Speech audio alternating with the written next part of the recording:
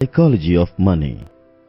मैंने अपने कॉलेज के साल लॉस एंजलिस के एक अच्छे होटल में सर्वेंट का काम करते हुए गुजारे थे। उसी होटल में अक्सर एक टेक एग्जीक्यूटिव गेस्ट के तौर पर आता था जो काफी टैलेंटेड था। उसने 20-21 साल की एज में ही वाईफाई का एक इम्पोर्टेंट पार्ट डिजाइन करके पेटेंट करवाया था। उसने कई कंपनियां शुरू की थीं, फिर उन्हें बेच भी दिया था। सिंपल वर्ड्स में कहें तो वो काफी सक्सेसफुल था। पैसे के साथ उसका जो रिलेशन था उसे मैं इनसिक्योरिटी और बच्चों की तरह की जाने वाली बेवकूफी का कॉम्बिनेशन कहूंगा।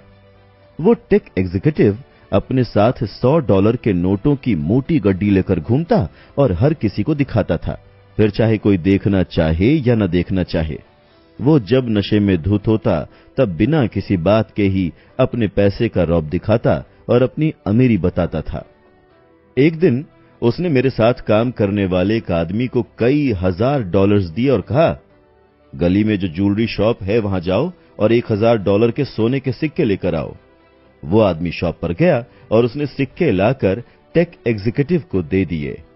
1 घंटे बाद वो टेक एग्जीक्यूटिव और उसके दोस्त हाथ में सोने के सिक्के लिए पैसिफिक ओशन के सामने एक डॉक के चारों तरफ इकट्ठा हुए और उन्होंने सिक्कों को ओशन में फेंकना शुरू कर दिया।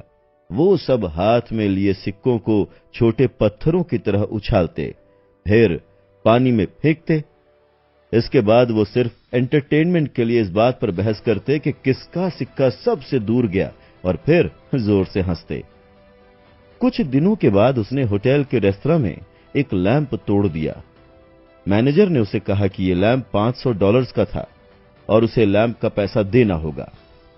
एग्जीक्यूटिव ने मैनेजर से गुस्से में पूछा कि तुम्हें $500 चाहिए, और जेब से नोटों की एक गड्डी निकालकर मैनेजर को देते हुए बोला, ये रहे $5000, इसे पकड़ो और मेरे सामने से दफा हो जाओ। दोबारा कभी इस तरह से मेरी बेइज्जती मत करना। आप सब सोच रहे होंगे कि इस तरह का बिहेवियर कब तक चल सकता है, और इसका आंसर है ज्यादा दिन नहीं। कई सालों बाद मुझे पता लगा कि वो टेक एग्जीक्यूटिव बैंकरप्ट हो गया। ये किताब इस बारे में है कि आप पैसों के मामले में कितना अच्छा मैनेजमेंट करते हैं। ये इस चीज पर कम डिपेंड करता है कि आप कितने इंटेलिजेंट हैं और इस बात पर ज्यादा कि आपका बिहेवियर कैसा है।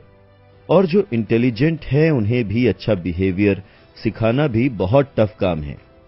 एक टैलेंटेड इंसान जो अपनी फीलिंग्स और बिहेवियर पर कंट्रोल नहीं कर पाता, उसके केस में बहुत चांस है कि वो एक दिन फाइनेंशियल क्राइसिस से गुजरेगा, और उसके उलट जो फीलिंग्स और बिहेवियर पर कंट्रोल कर लेता है वो बहुत ही रेयर केस में फाइनेंशियल क्राइसिस से गुजरेगा।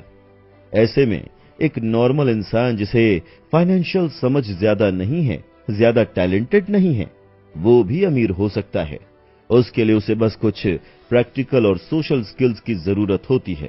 पर आप कैसे अपने पैसों को मैनेज कर सकते हैं और कैसे अमीर बन सकते हैं, इन सब सवालों के जवाब मिलेंगे आपको इस कमाल की audio book the psychology of money के आगे आने वाले एपिसोड्स में।